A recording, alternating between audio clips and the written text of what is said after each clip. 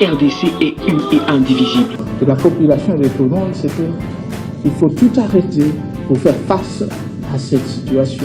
Et que nous ferons de cette terre richement bénie un réel havre de paix, de prospérité et de progrès social.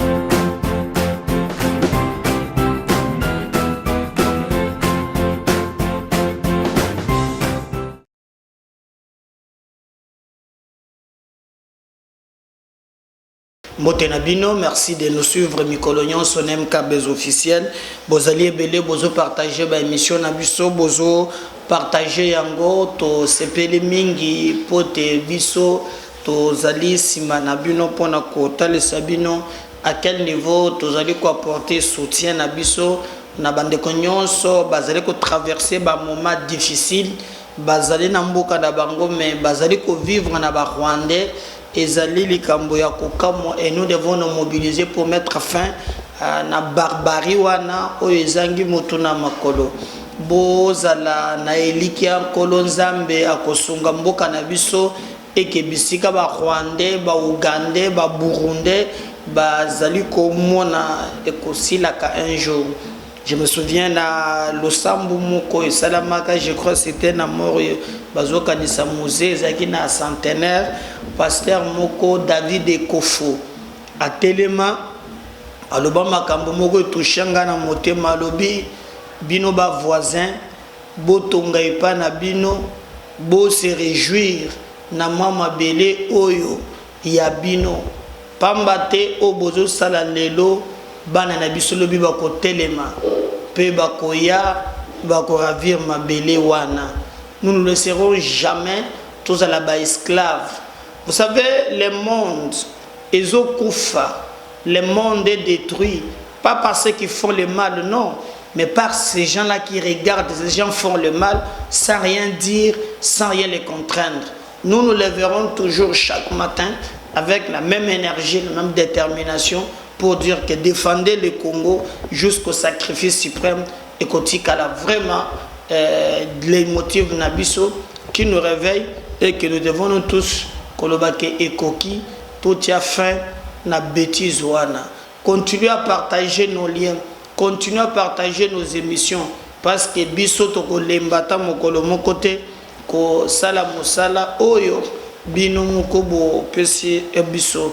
Alors bande ko bino bozali banda ya mboka bino bozali awa na Kinshasa bino boza na Kibumba bino boza na Maingi bino boza na Beni bino boza na Rumangabo bino boza na Rutshuru centre boza pe na Bunagana bomitungisa te. C'est pour bientôt nous allons récupérer nos terres et nous ne permettrons jamais alors jamais à ta centimètre na biso ya mabele etikala na maboko ya badongolo misu baye baza na minduki babunda na manduki baye baza na kopesa makoki bapesa makoki baye bafuka maka osenga kolo nzambe a pesa makoki bapesa mais toi travailler parce que nous avons l'obligation ya kotombola bendele ya mboka na biso. Merci na bande konyonso tokobeta lisolo boyebiki nungu ezalaki pe moi mingi na ezota la sécurité et ya président. Depuis un certain moment kabal moko ebandi ko salema à partir ya Rwanda ndenge nini bakoki ko arriver ko éliminer physiquement Tshisekedi. Bazomona Tshisekedi alingi ko zoa schéma ya Kabila te, c'est-à-dire ba Rwandais wana bazalaka na moment oyo soki batie pression bakangi bamboka ba obligé gouvernement à négocier na bango bazui ba soda wana bakotisi bango na armée basalata 2 ans babimi lisusu ba créer groupe mususu kaka bongo. Alors Tshisekedi depuis aye alingaki atonga na bango relation ya solo mais à la fin c'est pas le cas et komona na ki Kagame azana volonté kaka ya koluka kotia Congo à genoux na baye baza simana ye. Depuis bitumba wane bandi bomoni bien que balobaki ango clair souci na bango ezali ba négocier. Les négociations bazoluka bayebi bien que esengele bakanga bamboka soki bakangi bamboka wana nde babandi maintenant koluka lolenge nini ya ko négocier le gouvernement. Alors le gouvernement était catégorique. Le président Tshisekedi, pour lui, en tout cas, on ne négocie pas na M23 que lui-même traite et nous nous soutenons comme des mouvements terroristes. Alors, depuis mokolo wana Tshisekedi babandi komona ye mabe. Vous avez même vu e bande konangai lolenge nini kaka toto ya babiloko wana bande komoko bazalaki na schéma ya ko attaquer président ba éliminer physiquement. J'ai même vu les gens douter na prophétie à Roland Dalo comme à tous les nyonsologues. Donc il y a balé à yebi, il y a politique à yebi, il y a nzambe à yebi, attends le bien c'est à maï à yebi. Alors il y a Jewanezo Salema. Alors sobotali bien makambo eleki et na ko évoluer na yango baye ko tia batu na résidence surveillée. Pour Nani, il y avait même quelques contacts où il s'est mis à Koukou, où il y a un groupe il y a battu où il y a la présidence babanda qui ko sala makambo moko ya bienté. Et d'ailleurs beaucoup moins même que le président Azo Lingaji a refaire même cabinet na ye bande kumusu baza au sein ya cabinet baza na bango nommé ailleurs. Donc il y a des choses où sengele to fongo la miso. Mais maintenant bande ko wana balingaki basala makambo moko ya bien te. Alors ba service ba meki koluka koyeba et le président était obligé il a à changer monto azali ko s'occuper na sécurité interne na ye. Donc à l'interne Félix Tshisekedi a Loki a placé monto maintenant parce que les informations de Tozanango tant qu'il y a zobo ya ba Rwandais azobo ya ba Rwandais bakota na bambarme ndenge bayokanaka. Alors pour na bango il faut que luka ndenge nini bakoki ko éliminer Tshisekedi. Alors les ali kambo moko c'est ça baza qui dit bazo comprendre te. Félix Tshisekedi confie sa sécurité interne à Jacques Tshibanda Tshisekedi. Au terme d'une ordonnance rendue publique tard dans la soirée du vendredi 18 novembre 2022 à travers les antennes de la télévision nationale, le président de la République Félix Tshisekedi a nommé Jacques Tshibanda Tshisekedi coordonnateur de sécurité interne au sein des services personnels du chef de l'État. Jacques Tshibanda Tshisekedi remplace Didier Baitopala, incarcéré au centre pénitentiaire de rééducation de Kinshasa à Makala. Maintenant, la fois passée. Donc c'est lui qui s'occupait de la sécurité interne. Oh, tali vraiment na kati awa. Sécurité ya président. Yewana Ali Lisusu les bandataires batieni ye maboko azali na Makala kombo na ezali Bayitopala Didier Bayitopala moi nungu kaka makambo eza na sawa système soki ya ndenge nini ba découvrir je batie ye maboko batie na makala bako sambisa ye. Quand j'ai vu failli lui dire que non, oh Tshisekedi est en train ya koluka kosilise la biso parce que kosila lelote Tshisekedi a besoin de boucher. Tshisekedi combat l'infiltration que oya kuta banda 94 au risque même de sa vie. Bayitopala Didier oya andi ko s'occuper na sécurité na interne makambo ebele na kati ye wana zena boloko. Mais maintenant ba remplacer na Jacques Tshisekedi, l'ex-chargé de la sécurité intérieure de la présidence de la République, est soupçonné d'atteinte à la sûreté de l'État. Vous comprenez? Donc, c'est pour vous dire que na bitumba oyo degré bazome mayango et bitumba moko bato bazolu quand même atteindre maintenant la vie personnelle et chef de l'État. Bango dans 24 heures bakokota Goma. Et vous avez même vu comment les réseaux, même ce que vous appelez la communauté internationale, bakomi baba na yoki na moni l'arme de crocodile ya France oya zo sala ba déclaration ya pamba pour na koko sabat. Mais en même temps il y a des déplacés à l'interne baza et belé batu bako nyokoma.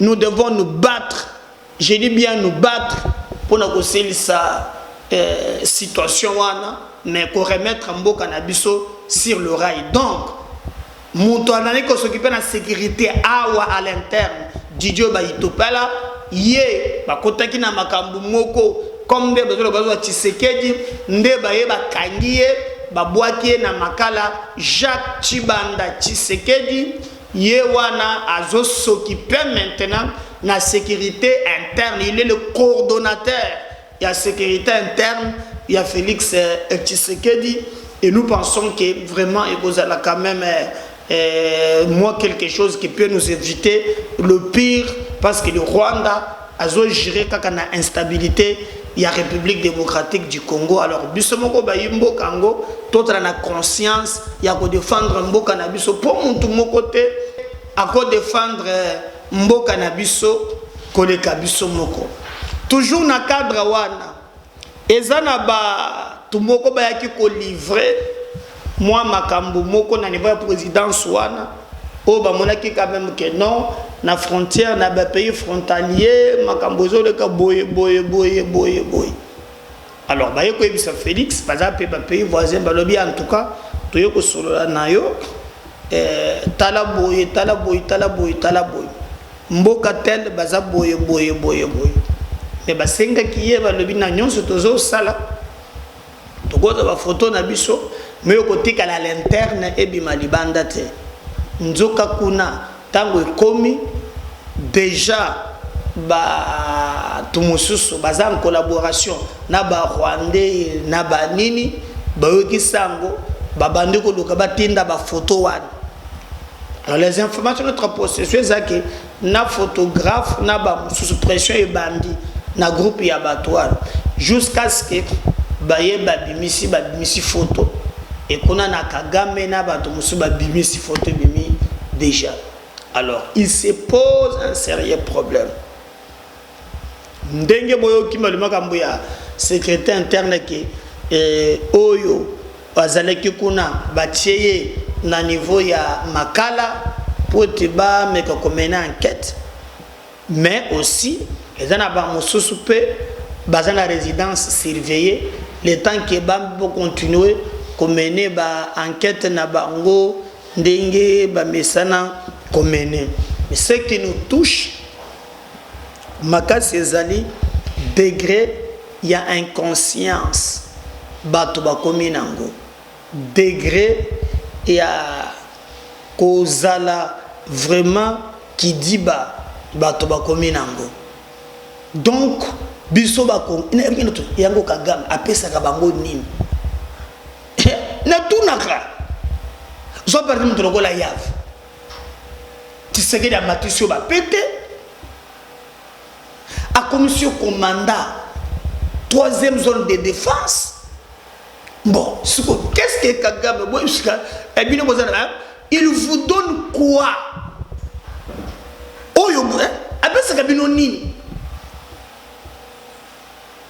Comment on peut trahir Mbokanaye?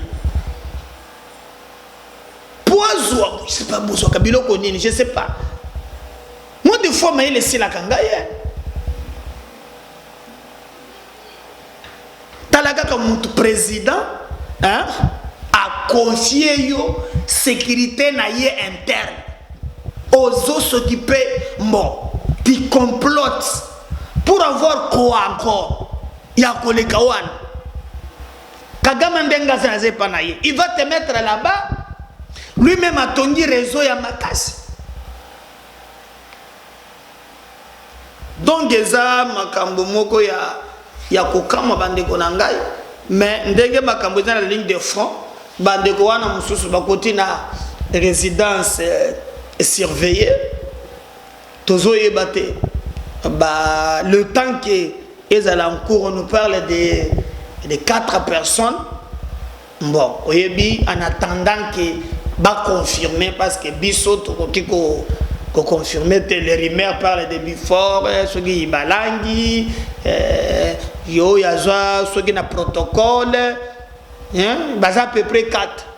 Moi je peux pas confirmer pour le moment parce qu'on attend que conclusion au bakoloba ndeko déterminé mais to sambela pour la président bandeko mususu oyo bazana makoki ya kosala basala parce que mboka na biso elle menacée na Rwanda. Mboka na biso bazolinga un président qui à tout moment a concédé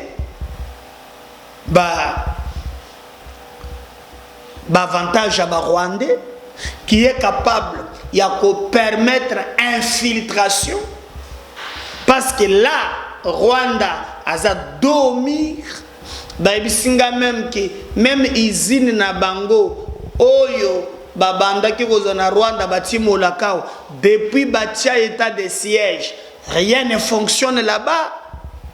Donc tout est devenu très compliqué pour le Rwanda et il ne gire que pour déstabiliser il faut être la processus ya tamolai. Donc bayebazawana bakota na nzela ya armée pour te bameka ko déstabiliser mboka na biso.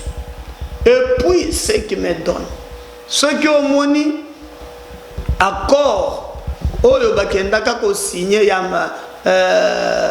oyo Kabila tinda ministre ya défense nakala ils se sont même entendus que ba commanda oyo opération bango bafandaka na est one.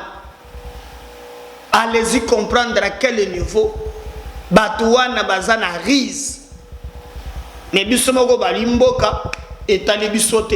Nous c'est comploter contre nous-mêmes. Nous c'est dans des petites choses. Ils ont vraiment likambo mabe makas o esengeli tobunda pe tomeka kosala quelque chose pour te mboka na biso et kende liboso. Mais on attend voir et ce qui est coupé, c'est tout ça sur terrain, tout mboka na biso, tout ça par tous les moyens que ce pays est développé, tout ça par tous les moyens que mboka na biso est atteindre un niveau moko oyo kokiko sala ke bato mingi babanga yango, to mizongi sasimate, to bunda parce qu'on a l'obligation il y a résultat et il n'y a que nanzela wana nde to kokiko sala likambouane. Donc mutuboko ko sabinote président Nabiso a menacé makas et le service ya présidence moko ko ezali Dieu merci que le président lui-même a compris et qu'il a nommé Jacques Tshibanda Tshisekedi, mais il y a Bandungu Nungweza Mingi. Je vais vous laisser suivre quand même extrait moko au bandeke moko basali. On a trouvé que réflexion na bango est un peu normal. Et la réflexion que vous allez cadrer par rapport à la réalité. Nandenge makambozo tambour na ba rimer. Ya couloir ndenge zo kendaka neto zo kende ko se confirmer et pona yango biso tokoke ko bosala topé côté kambuka na biso te na maboko ya bapaya. Au contraire, nous devons nous lever comme un seul homme pour défendre la République démocratique du Congo contre ses agresseurs. Mais souvent un peu quand même un élément où il y a des toucher la sécurité directe du président. Et ce que le président a fait, j'espère, ils allaient répondre à l'interpellation. On va revenir juste un peu pour continuer avec notre émission. Le Rwanda a mis des sommes colossales pour s'offrir la tête du président de la République, Félix-Antoine Tshisekedi. Ces combats est maintenant de corps à corps, plus seulement d'un État à un autre. À un certain niveau de responsabilité, on ne peut travailler qu'avec des personnes loyales et fidèles. Les qualifications et expériences ne suffisent toujours pas à un certain niveau. Rappelez-vous que les Hutus ont tué Abirimana afin qu'il n'intègre pas le RPF dans l'armée rwandaise en 1994. Les chefs de l'État devraient se faire entourer de tshisekédistes pires et durs, ayant combattu plus à l'intérieur et maîtrisant le rouage tant du bien que des maux au sein de l'environnement tant politique que socio-économique, surtout en moment décisif. Très chers Congolais, le temps est grave. Le président de la République, Félix-Antoine Tshisekedi, est actuellement la cible des officines de manipulation de l'opinion publique subventionnées par Kigali. J'invite tous les patriotes congolais de ne pas prêter les flancs aux manipulateurs. Restons unis pour vaincre notre ennemi, le Rwanda. Soyons vigilants de la manière que ce qui était arrivé à Mosé Kabila n'arrive pas à l'actuel président Félix-Antoine Tshisekedi.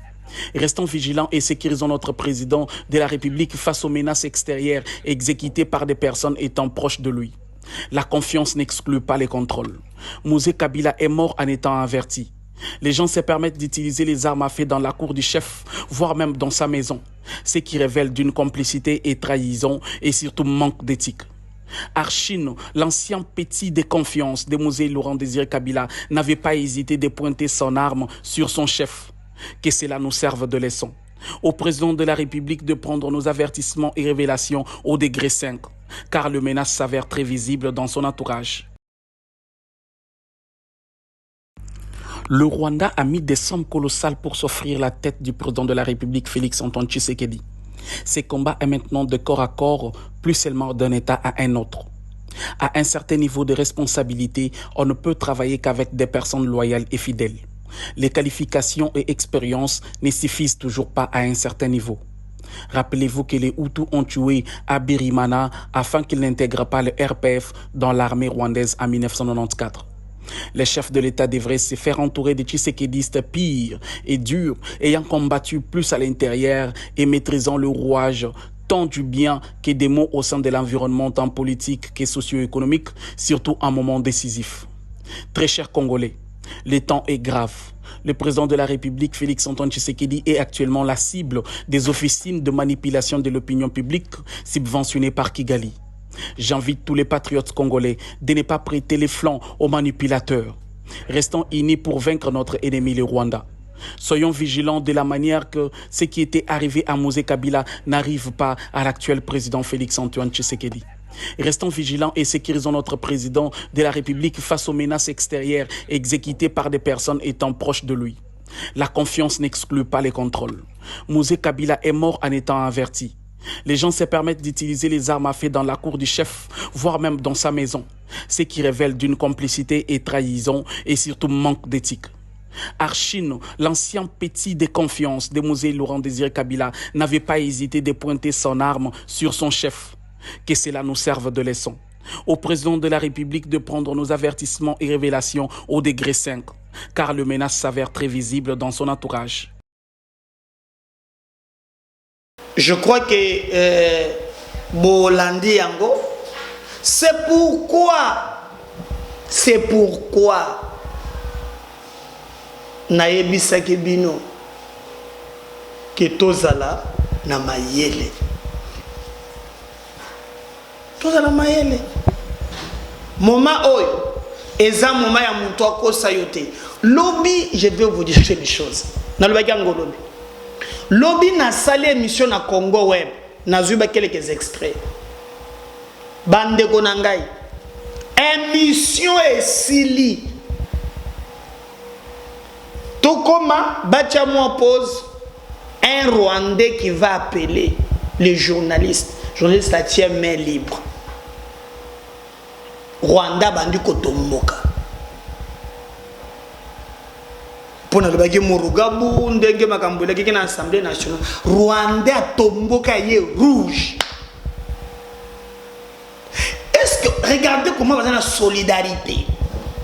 Pour le bagage ngana le bagage boy na émission na le bagage comment la communauté internationale la nébuleuse comment bakoki kozala chaque fois bazolo bao il y a une minorité au Congo qu'on veut exterminer. Mais pourquoi on ne tient pas aussi compte il y a peuple oh ben majoritaire oh ben na kati ya koboma chaque jour. Et dans mon intervention le Brakipe Makamboya Assemblée nationale oh il y a les cas qui entre Mbosso na Moïse Murugabu ndenge les cas qui wana. J'ai expliqué na bana Kinshasa danger mbogezo ko courir na baki cet aventurier cet escroc de Welingoma yo muni congolais penza azala congolais andi mama belé na yekenda na bapaya un congolais hein c'est pas quelque chose que oyo bisoto dokoki kondima hein to open to sala quelque chose oh bato bakoki ko sala bayebi non. Donc c'est pour vous dire que mboka na biso eza mboka ya kosakana na ngote eza mboka ya baventire moko bayate mais les Rwandais solidarité wana bande konangai ekamusi ngai et abengi ya monique non na bimisi vérité à tomboki mais biso c'est nous tuer nous-mêmes yo komona ba fayulu ba yawa komona ba katumbi hein na ba double G mboka ils ont menacé ils sont là dans des calculs personnels bazo mona te ke mboka ils ont attaqué mais ba Rwandais ba yebi yango je veux que ça lobi ba yebi yango. Une émission, une assina yamba un Rwandais qui m'a demandé Bakiam 23 que non basa la vidéo batin de langa par WhatsApp ba futanga mbongo na kolinga pour na diffuser les bango na chaîne. Bolanda bango pas perote pero c'est l'interview na bango bolanda gango te mais nous même beaucoup ça kidiba nana moni Rwandais basilika ki okonji matin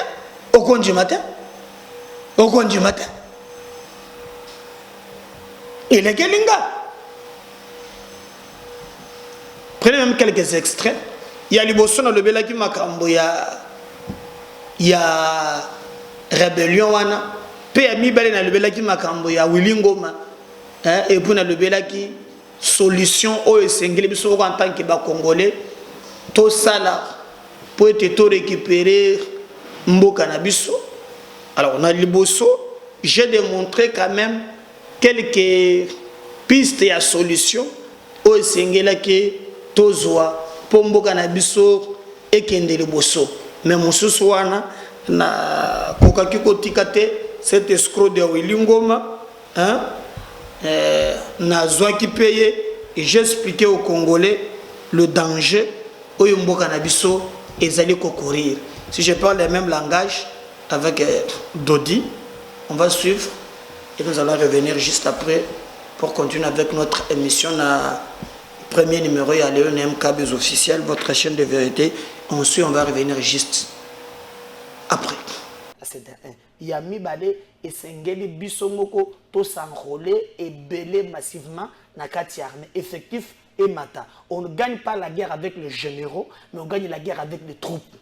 Donc il faut ba trop ezala moi-même. 3, il faut dotation. Et ya na mapinga wana. To ko bunda bitumba ça tout ça na bibudelité. 4, totel la nébuleuse communauté internationale. Pour Rwanda zabe mwana bitinda na bango. Même pour Nangai batolo tout ça la dialogue.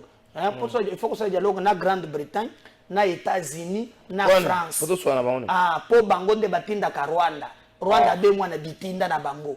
Omoni et yasuka totonga cohésion moko à l'interne, auto éviter ba discours moko, il y a ba positionnement personnel, c'est pas le moment et surtout tout à au front comme nous le faisons avec le Congo en avant. La CPTO totonga cohésion moko à l'interne, lobby ministre Patrick Mouya lancé qui campagne de sensibilisation dénommée Défendons la patrie Bendele Koyate. Total à moi extrait dans Gobongo Tozonga. Bandeko, rien ne sert ya kokanisa mabe pona mboka na soko zo kanisa mabe pona Congo kanisa ke mabe komeli Congo yo kozana positionner or so to zo kanisa bolamu pona Congo to kanisa ke bitumbo bazo yela biso bazo imposer biso to longue yango to kozana esengo est on za kesika malamu ya ko beta tour esika malamu to kenaresh.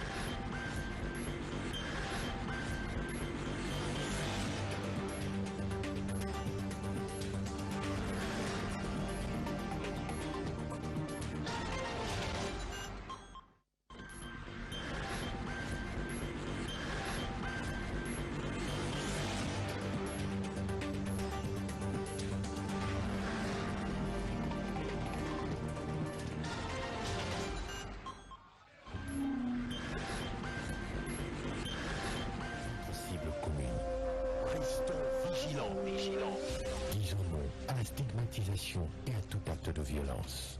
Exprimons toute notre solidarité aux compatriotes victimes de cette agression. Mobilisons-nous, apportons un soutien total et indéfectible à nos vaillants FARDC et à nos institutions pour rétablir la paix et la sécurité.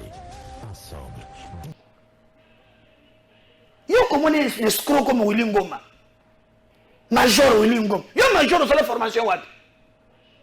Vous avez la formation what? Et nous on a un pays qu'on doit infiltrer, qu'on doit infiltrer. Oh Ndengezawana, Totika Koloba, Eboina Boye. Moi j'espère que les façons y a qu'on respecter Bisso. Tout ça na Bawara Ao. Toki Pagabango. Tout un pays hospitalier. Ogoya na yo na Congo fanda na yo. Baliban c'est un problème. Mais vous nous tuez. Et vous voulez qu'on ne parle pas de vous. Bon, tu psychoses la batte. Oh, tikananu, nakotika te. Oh, nakotika te à la fin na boya. Nakochanzembo, hein? Nakochanzembo. Nakoboya. Nakochanzembo. Hein? Prenez. Les gens qui nous tuent sur notre propre sol, dans un nyonso. Dans un passe. Et nous on doit comme ça, non, communauté internationale. Même la poste kenyane qui ayaki alobi aywana na lobi 23 soir biso yebisa communauté internationale ayebisa Kagame sur na base de l'air yebisa communauté internationale ayebisa Museveni c'est na ba ADF so nde bazoba na bango bayebisa Kagame pe hein. Je me souviens déjà Rendais à l'époque alobaki que dialogue est seulement entre FDLR na Rwanda. Oui, la réponse c'est à Rwanda. Oh, les autres sont des terroristes. Ils ont tué des gens. Mais les gens qui nous tuent, nous on doit négocier après la banque. Et vous savez comment ça arrive à la fin du dialogue sans dernier. Nous avons comme un soldat, oyo, beaucoup de ça va l'armée. Nous sommes dans l'armée à ma cité pour tout la communauté internationale. Et quand je vois vos politiciens ici, au lieu de comprendre l'enjeu, comme des petits enfants, ils ont un discours moko, ils ont un makolo. Hein? Comment on Jeff a telemi? Hein? Il y a Jeff te. Nani? Olenganko. Non, comment on a Jeff? Joseph Olenganko. Il y a Jeff. Oui, il y a tellement de gens qui viens Jeff. On va comment on a Jeff? Et donc comment on est vraiment? Jeff. Joseph Olenganko. Non, viens Jeff. C'est ça. Ah. Afandi. Alors que l'on a ça là, t'as besoin de créer un comprenez comment. Oh non, attends. Mouto yazo benga batu atamboli kolanisa na makanisa chef de l'État. Azo benga batu. To vanda liboke moko pona intérêt ya mboka na biso. Accord wana ezaki bande ko landela accord ya 2018. Kala fata yo moko. Élection. Voilà, j'espère que wana bolandi ce qui a été notre intervention et en wana mutepe ce qui ba rwandais wana motema passe to défendre mboka na biso pour en tout cas prix ya ko défendre nango Congo ata ba pesi biso milliards ata nan piaka to défendre Congo. Vous se mobiliser comme un seul homme.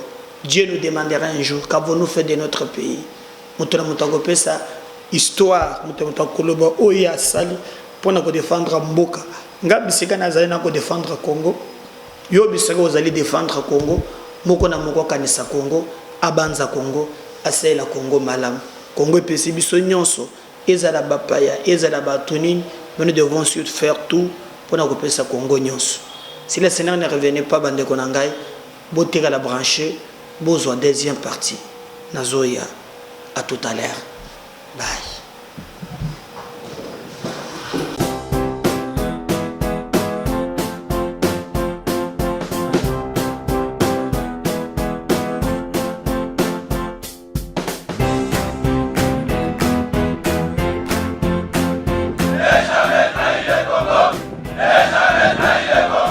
La RDC est une et indivisible. De la population de tout le monde, c'est qu'il faut tout arrêter pour faire face à cette situation. Et que nous ferons de cette terre richement bénie un réel havre de paix, de prospérité et de progrès social.